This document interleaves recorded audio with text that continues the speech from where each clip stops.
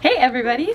So today is a rest day for me. So I like to spend a lot of time reading, which I'm going to touch on this book here in a second, because this is actually the 4th time I've read it, and I swear it was a big part for a lot of shifts and changes that I made in my mindset last season, especially after I didn't qualify at the Granite Games and I had to go through that last chance qualifier. I think he sees a rabbit. Hi, bud. So I'll tell you guys a little bit about that. On rest days, I like to spend a little bit of time just kind of chilling out, getting outside of my normal routine. Oh, thanks, buddy. Thank you.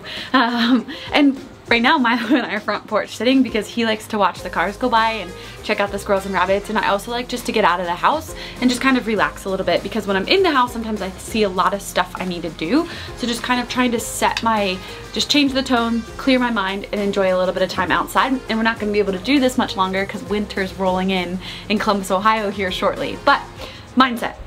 Thursday's a really good day. We should be practicing mindset all the time, but Thursday for me especially, I can find some time to really work on that mindset. And when I say work on my mindset, I just had this conversation with somebody this morning when I was coaching class, and I think all of this can apply to all of you. 95% of the workout, we are engaged, we're working so hard, we're pushing, we're doing great. And then it's like that last 5% that sometimes we feel like maybe we're surviving or we're struggling because everything's really starting to hurt. And that's when sometimes we tend to pull back.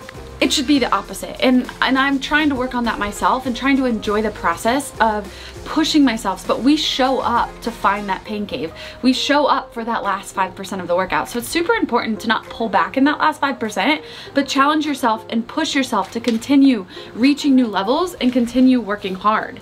So I think that's just something to keep in mind. If you notice in those last 2 minutes you're kind of falling off, just try to evaluate your mindset. This book, Chop Wood, Carry Water, is super awesome. It's just kind of about the process, and it's about, we don't master things overnight, but it might take us time and time and time again, and learning to enjoy and embrace the process so that you can be aware and you can be present. And there's just a lot of really good lessons within this book. So if you're looking to work on your mindset, I love it because you can see it's not super long and there's just so many good lessons within it that might change your mindset. But something else we just got that I'm really, really excited about is this 8 Sleep. It literally just got delivered.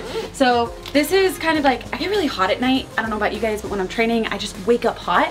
And so this is supposed to be really awesome. Keep your bed super cool, tell you your resting heart rate, do all of these cool things. So we are headed to First Form for a trip this weekend, so we're not gonna have time to set it up.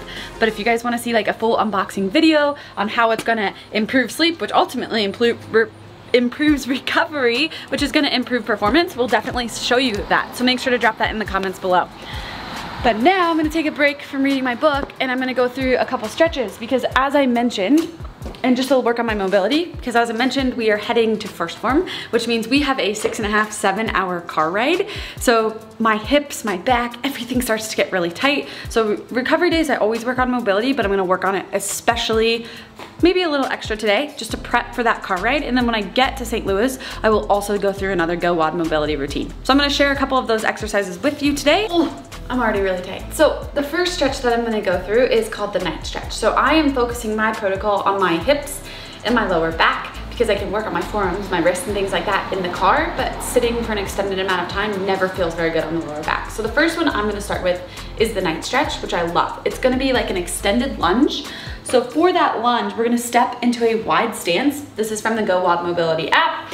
Then from here, you always wanna think about sucking your belly button in, and then we're gonna tighten our butt and our abs and gently sink forward.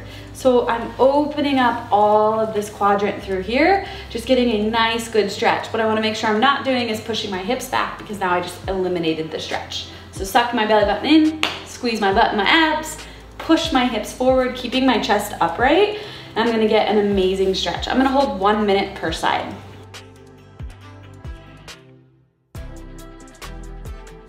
For the next stretch, I'm gonna go through a forward fold. It's exactly what it sounds like, but sometimes we keep our chest or our back nice and straight. This time I'm actually gonna think about relaxing my back and reaching for my toes, so I get a nice good hamstring and lower back stretch. I'm gonna hold this one for a total of 3 minutes. So throughout those 3 minutes, I should start to feel my chest getting closer and closer to my thighs. My lower back should start relaxing as the fascia starts to release. So if you can't reach your toes, that's okay, but we're gonna try to reach for our feet, tuck our chin, and then just relax our back. The next one is going to be another hip opener, but I really like this one because it's geared towards the outside of your hip. So what I'm gonna do is I'm gonna step into a wide lunge. So stepping into that wide lunge, the foot that's in the front, I'm actually gonna roll to the outside of my foot, placing my hand, my opposite hand inside on the ground. And then I'm just gonna keep my chest upright as I sink my hips down and forward and drop that knee out to the side. So I'm feeling this all in the outside of this hip, the hip that's out in front. And I'm gonna hang out for 1 minute per side.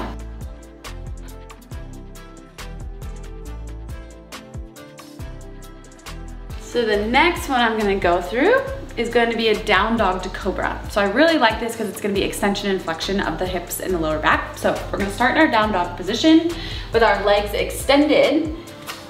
From here, I'm gonna think about driving my hips to the ceiling, and then I'm gonna come all the way forward. If you have to move your hands, that's fine. I like to lower down and then press my hips through the floor. You can eliminate that lower down position by just going hips back and hips forward.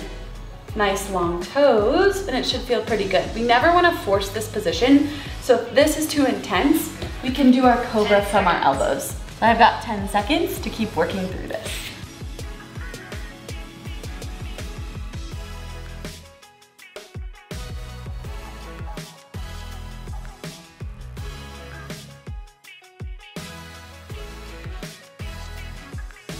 All right, our next one is actually gonna be geared towards our inner hips, so our adductors. We use these things a ton, and a lot of times they're super tight. So I'm gonna go through an active frog position, just focusing on letting my knees come out to the side. I highly recommend putting a pillow under your knee. I have a yoga mat down on the floor. And then from here, you can come to your elbows, and we just wanna stay in this active position. You can even add rock forwards and rock backwards if you want, but we should be feeling that all through the inner hip and a nice good stretch. So I'm gonna hold this for 2 to 3 minutes. I hope this was super helpful. If you're looking for mindset or things to read, whether it's pertaining to sport or just life, definitely check out that book, Chop Wood, Carry Water. I believe it's by Joshua Medcalf. It was definitely game-changing for me this season. Also, if you're feeling like your hips and lower back are tight, try out these stretches.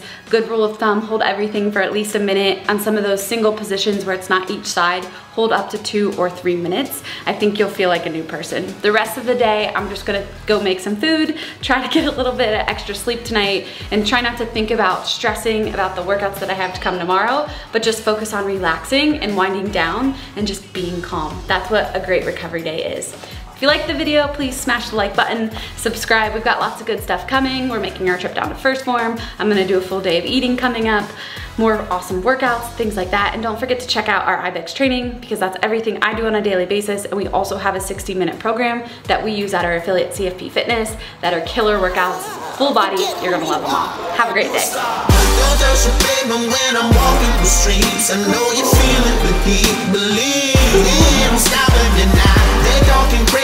Control